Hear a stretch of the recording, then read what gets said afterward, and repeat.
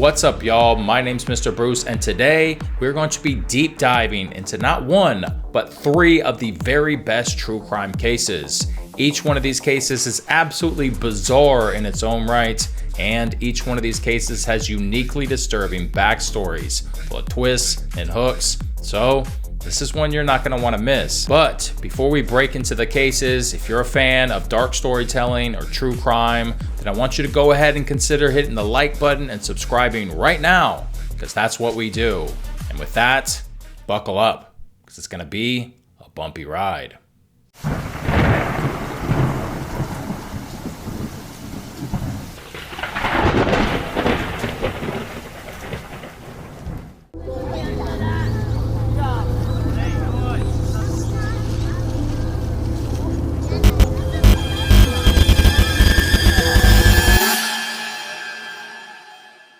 On January 21st of 1978, a 56-year-old woman named Agnes O'Rourke was at home in Sacramento when she heard something that immediately caught her attention.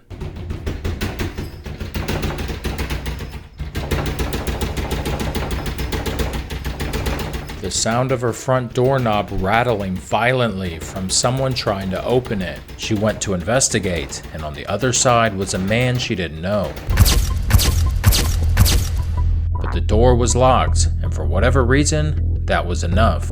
The man didn't force his way inside, and he didn't break the door down. He simply walked away.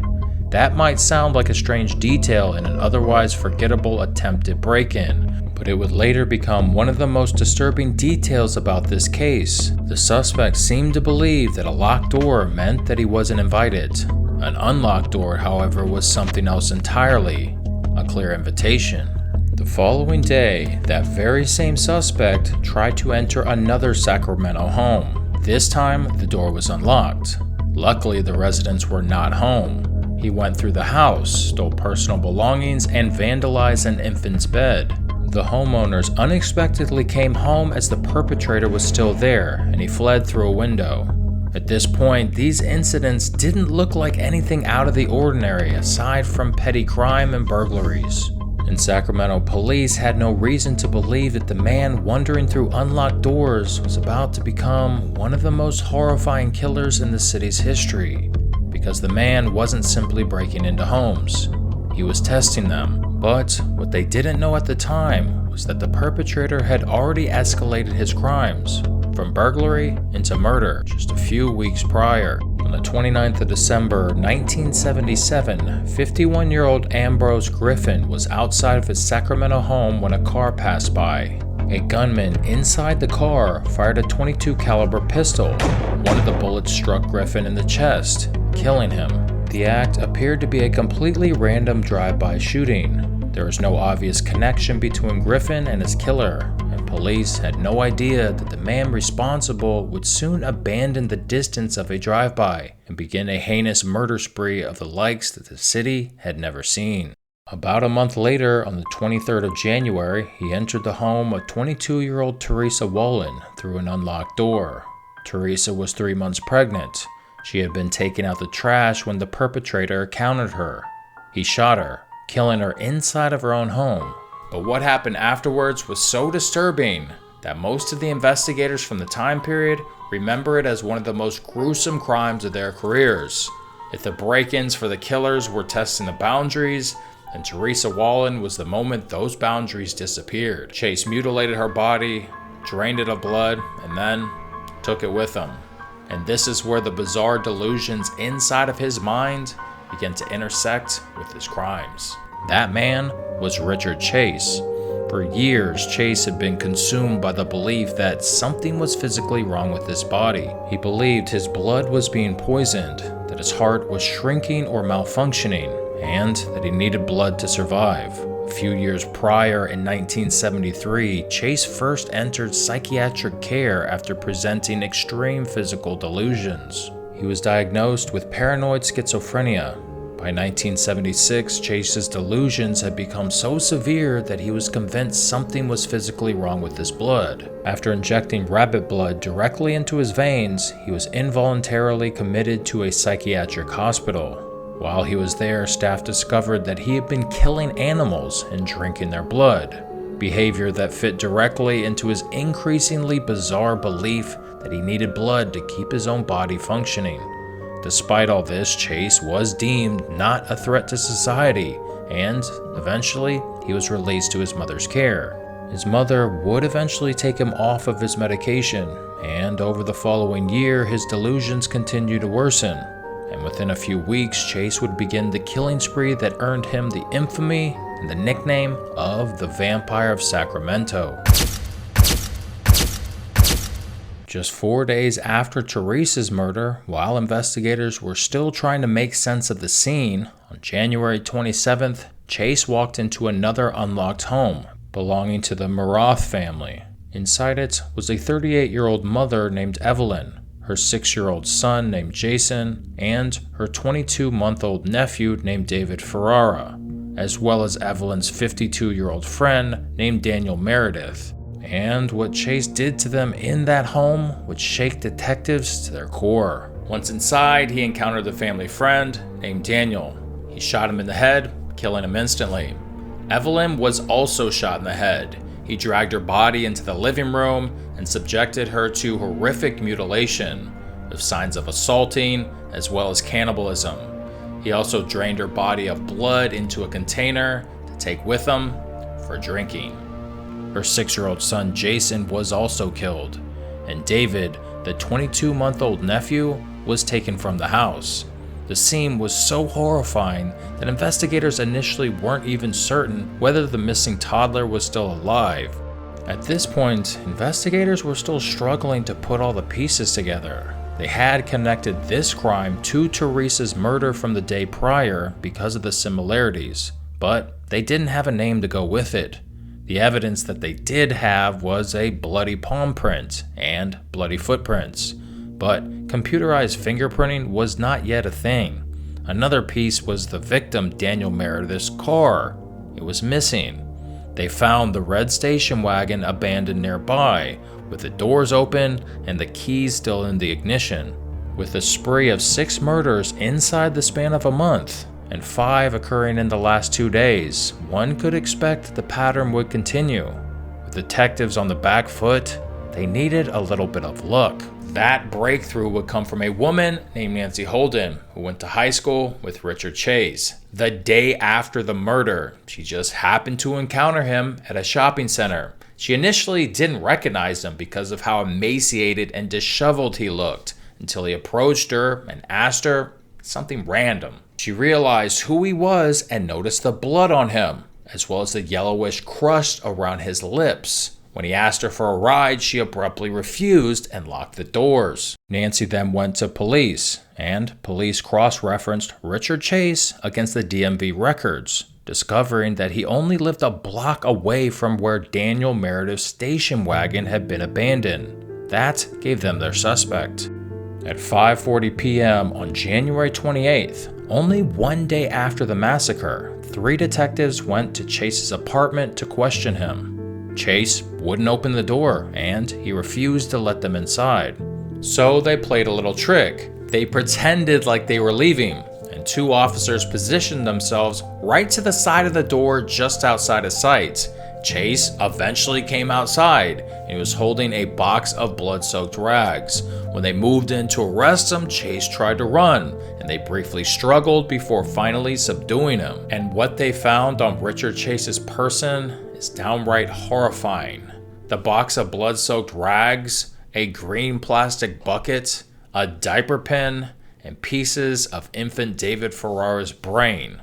And when they searched his apartment, what they found inside is nothing short of a horror movie. Blood splatter on the walls and throughout the apartment, as well as on the floors and even the ceiling. The blood-stained blender, as well as human body parts in the refrigerator and human brain tissue.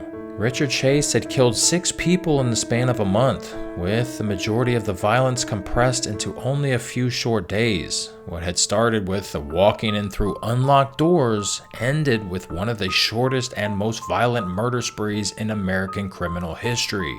And the strangest part, in Chase's mind, those unlocked doors weren't ordinary doors. they were invitations. An unlocked door meant that he was welcome inside, and once he crossed that threshold, the delusions that had been consuming his mind dictated what happened next.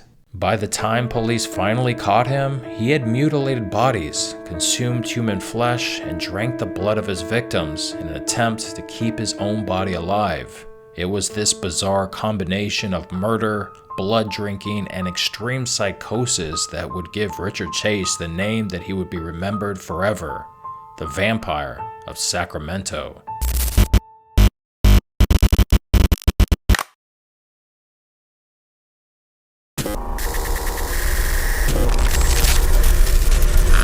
In 1986, 29-year-old Sherri Rasmussen was found brutally murdered inside of her Los Angeles home. Sherri was a nurse who had recently married a man named John Rutan, and by all appearances, the two were building a happy life together.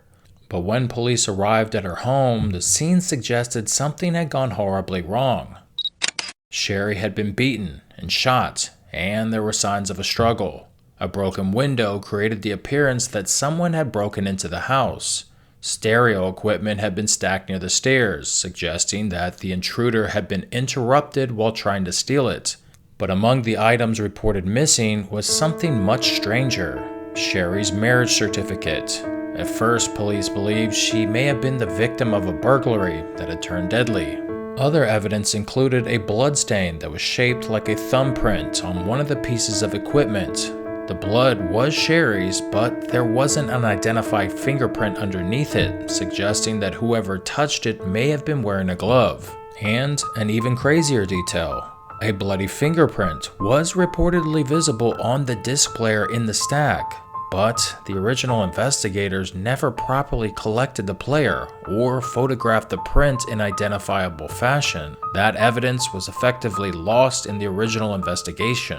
But there was something even more unusual about the crime scene: a small mark on Sherri's left forearm. Closer examination indicated that Sherri had been bitten during the attack. Investigators would end up collecting DNA from the bite wound, but since the year was 1986, DNA identification was still in its infancy, and the evidence yielded no viable suspects. With no obvious suspect and without enough evidence to determine who had killed Sherri and why, the investigation went cold. For more than 2 decades, her murder remained unsolved. Then, in 2009, more than 20 years after Sherri's death, with a massive leap in DNA technology, a detective decided to take another look at the case. And this time, DNA testing gave investigators something the original detectives didn't have. They re-examined the biological evidence preserved from the bite wound, and the DNA belonged to a woman. That was a massive breakthrough. Investigators weren't just looking for an unknown burglar anymore. They now had biological evidence suggesting that a woman had been involved in Sherri's murder. So they began looking at all the women that could have been connected to Sherri or her husband, and one by one, potential suspects could be compared against the DNA, and investigators began narrowing down the possibilities. Eventually, they were left with one woman whose connection to the case went all the way back to before Sherri's murder: Stephanie Lazarus. Stephanie had previously been in a relationship with Sherri's husband, John Rutan. The relationship had ended before John met Sherri, but Stephanie apparently hadn't moved on easily. There had been jealousy and tension surrounding John's new relationship, and she even confronted Sherri before the murder. Back in 1986, during the investigation, Sherri's father had actually urged police to look into Stephanie, telling them that his daughter had been frightened by Stephanie's hostility.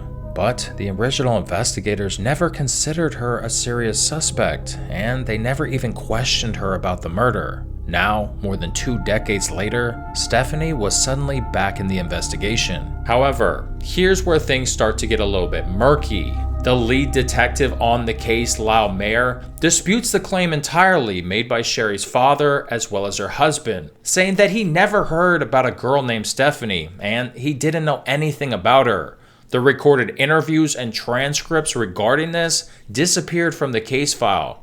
And then you have this little detail that makes the entire case so much more extraordinary. Stephanie Lazarus was a Los Angeles police detective, and her office was literally down the hallway from the detectives investigating Sherri's murder. New investigators investigating this 20-year-old cold case couldn't simply approach Stephanie and ask for a DNA sample. If she realized they suspected her, she could refuse or destroy evidence, as she could possibly obtain access to the evidence room, like the disappearance of the reportings mentioning her, and they could lose their chance to prove the case. So instead, investigators quietly obtained a sample of Stephanie's DNA from a discarded drink cup and straw and compared it to the DNA recovered from Sherri's bite wound. And it was a match. After more than 2 decades, investigators finally had the evidence connecting Stephanie Lazarus to Sherri Rasmussen's murder. But they still wanted to hear Stephanie's explanation, so police designed a ploy. They arranged to meet with Stephanie under the pretense of discussing an old case. Stephanie arrived expecting a normal conversation with fellow investigators. Instead, she was confronted with questions about Sherri Rasmussen's murder. At first, Stephanie denied having anything to do with it, but investigators kept pressing her. The woman who had spent years working as a police detective was now sitting on the other side of an interrogation table, being questioned about a murder that had remained unsolved for 23 years. She never admitted to the murder, but eventually Stephanie Lazarus was arrested and charged with Sherri's murder. Prosecutors would argue that Stephanie had been driven by jealousy over her former boyfriend and had confronted Sherri just before the murder. And that meant that the apparent burglary that had confused investigators decades earlier wasn't what it seemed. They argued that the stereo equipment's position next to the stairs didn't make much sense if a burglar had actually been interrupted during a violent struggle. The broken window, the struggle, and the crime scene had initially suggested a random intruder, but the evidence eventually pointed back to someone who already knew exactly where Sherri lived and had a deeply personal reason to resent her. Prosecutors also argued that Stephanie's extensive experience as a police officer may have helped her stage the scene as a random break-in, because she would know what detectives were looking for. Then we have the gun and ballistics. The murder weapon was never recovered, but the type of gun was identified: a .38 caliber revolver. The same gun that Stephanie was documented to have purchased only 2 weeks prior to the murder. And the ammunition used was ammunition that police officers were required to use during 1986. Less than 2 weeks after Sherri's murder, Stephanie reported that this exact gun she had purchased had been stolen from her car in Santa Monica. In 2012, Stephanie Lazarus was convicted of first-degree murder and sentenced to 27 years to life in prison. Sherri Rasmussen had been murdered in 1986, and it took detectives more than 2 decades to identify her killer. Perhaps the most shocking part of this entire case wasn't that the killer was hiding in plain sight. She had been investigating crimes herself. Stephanie Lazarus had spent years as a Los Angeles police detective investigating crimes just an office over from the detectives responsible for the murder that she had committed.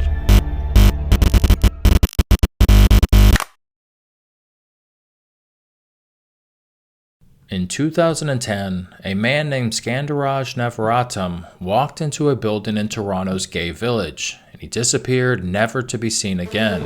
He was 40 years old. Despite an extensive search, police could find almost no trace of what happened to him. Over the next several years, more men disappeared under similar mysterious circumstances. Mahid Kamen vanished in 2012. Abdul Bazar Fahiz disappeared that same year. Then, years later, 2 more men, Salim Assem and Andrew Kinsman, vanished within months of each other. They had different lives, different backgrounds, and no obvious connection beyond the fact that they were men who spent time in Toronto's gay community. For years, police had no idea what happened to them. Then, in 2012, investigators received an unbelievable tip from Switzerland. Someone had been posting on a website called Zambian Meat, a forum dedicated to cannibalistic fantasies, claiming that the men missing were murdered and eaten by a man in Toronto. The username the tip pointed to was ChefMate50, and police eventually traced the account to a man named James Alex Brunton. Investigators spent months looking into him, even finding disturbing messages in which he described fantasies about torturing and eating people, sometimes accompanied by contracts that supposedly gave him permission to do so. After months of looking into Brunton, detectives ultimately determined that his disturbing claims were just fantasies rather than confessions to actual murders. But the investigation had already raised a much bigger question. Were the disappearances of these several gay men in Toronto connected? Police looking into these connections launched a wider scope of investigation called Project Houston, which focused on the disappearances of 3 particular men. Skandaraj Nahivim, who vanished in 2010, Mahid Kahem, who disappeared in 2012, and the third, Abdul Bazar Fahiz, had disappeared in the same year. Several of the men were undocumented immigrants, so they were particularly hard to track. All 3 had connections to Toronto's gay village, but investigators couldn't determine what had happened to them. The investigation eventually led to a man connected to all 3 victims through their online interactions. His name was Bruce McArthur, a 66-year-old landscaper who went by the online screen name SilverFox51. He was interviewed in 2013 as a potential witness, not a suspect. The frustrating part of the interview was that it failed to suspect Bruce, even though he was connected to all 3 men and had a sexual relationship with Kahim. But investigators failed to recognize just how significant that was. It was later cited that the background research and interview of Bruce was poorly planned and poorly conducted. On the surface, there was nothing particularly frightening about Bruce. He was divorced, had grown children, ran a landscaping business, and was known around Toronto as a friendly, unassuming man. And he even worked seasonally as a shopping mall Santa Claus. He's the kind of person that most people would have absolutely no reason to fear. Then a 4th man disappeared, Andrew Kinsman. Police would later find a calendar entry in his apartment with the name Bruce written on a date that Kinsman had actually disappeared on. Police obtained surveillance footage showing Kinsman getting into a red 2004 Dodge Caravan. Investigators cross-referenced the name on the calendar to the vehicle and identified 5 possible Bruces who owned red Dodge Caravans, but only one owned a 2004 model, Bruce McArthur. Then, through a background check, they found that McArthur had previously been involved in 2 violent incidents, which increased their interest in him. The first in 2001, when he entered the home of a male escort. He struck him in the back of the head with a metal pipe or bar, seriously injuring him. The victim blacked out, and when he woke up, he called police. McArthur ultimately turned himself in and pleaded guilty to assault causing bodily harm. Later in 2016, McArthur met a man through an online dating app and arranged for sex inside of his red van in a New York parking lot. During the encounter, he allegedly put his hands around the man's throat and tried to choke him. The victim fought him off, escaped the van, and called 911. But McArthur was able to talk his way out of that situation too. These 2 incidents would become particularly important later on in the investigation, but for now, it gave them reason to watch McArthur closely. Police began surveilling Bruce McArthur and eventually obtained his DNA from a discarded coffee cup. They also discovered that the red van had been taken to an auto wrecker, so they thought it was lost. But luckily, police recovered the vehicle before it could be destroyed, and inside it they found traces of blood and other forensic evidence connecting the vehicle to the missing men. And that was the major turning point. They now had physical evidence connecting McArthur's vehicle to the 2 missing men, making him a serious suspect. But investigators with the swelling list of disappearing men still didn't know how far this went, and they needed to investigate McArthur more thoroughly without him knowing so as to preserve evidence. The blood in the van led to the approval of a search warrant of his apartment. In 2017 of December, police secretly entered McArthur's apartment while he was away. They weren't simply looking around. They cloned his computer hard drive and collected other evidence, including DNA from his pillow and a metal bar in his bedroom. Police narrowly escaped as Bruce came back home. Then they began going through the enormous amount of digital information that they had recovered. And what they found changed everything. On McArthur's computer were folders corresponding to multiple victims. Inside the folders were photographs of the men who appeared to have been killed but posed as if they were still alive. Suddenly, police weren't investigating a man connected to two missing people. They were looking at someone who appeared to have been documenting his murders. But police still had to be careful. They needed to know where the victims' bodies were located and make sure that McArthur couldn't kill anyone else. So they began to put McArthur under constant surveillance while they continued their investigation. Then on January 18th of 2018, the investigation came to an unplanned abrupt stop. They witnessed McArthur bring a man into his apartment, so they immediately intervened. When they entered, they found a man naked and handcuffed to McArthur's bed, with a black bag over his head. He had gone there expecting for a consensual sexual encounter, but police had arrived just before McArthur could kill him. And at that moment, they may have saved his life. Investigators later concluded that without police intervention, he would have become McArthur's 9th victim. Now police had McArthur in custody. They had caught him in the act, evidence that couldn't be explained away, and they could finally search the locations of where he worked as a landscaper. McArthur's MO is that he would strike the victims in the head with the metal bar when they weren't looking. Once they were knocked out, he would wrap ligatures around their neck, using the metal bar again as a garrote-like murder weapon to twist and tighten the ligatures, providing constant extreme leverage without much effort. DNA from multiple victims was found on the metal bar. This is how he would murder most of his victims. Investigators searched dozens of the properties connected to McArthur's landscaping business. Some of them have been customers for years. And then, at the home of Mallory Crescent in Toronto's Leaside neighborhood, cadaver dogs became interested in a series of large decorative planters filled with dirt. Police began digging, and inside of those planters, they found the remains of multiple men. As the search continued, the number of the victims grew. Eventually, the remains of all 8 men McArthur had murdered were recovered from the property and adjacent ravine.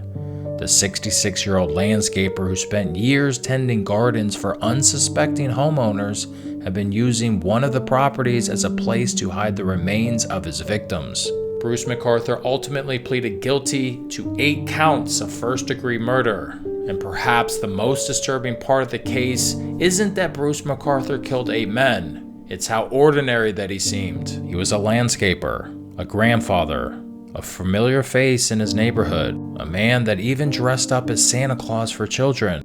And for years, while people around him saw nothing more than an ordinary gardener, Bruce McArthur was secretly killing men, photographing their bodies, and burying their remains beneath the gardens he was paid to maintain. And that's a wrap. 3 of the darkest true crime stories, each one with disturbing backstories. Karate chop that like button and subscribe to the channel for more stories just like this. If you made it to the end, thanks for tuning in and welcome to our little true crime bubble. Be sure to take a look around because we got a whole lot more in store for you. And with that, I guess that's all I got to yap about. See ya.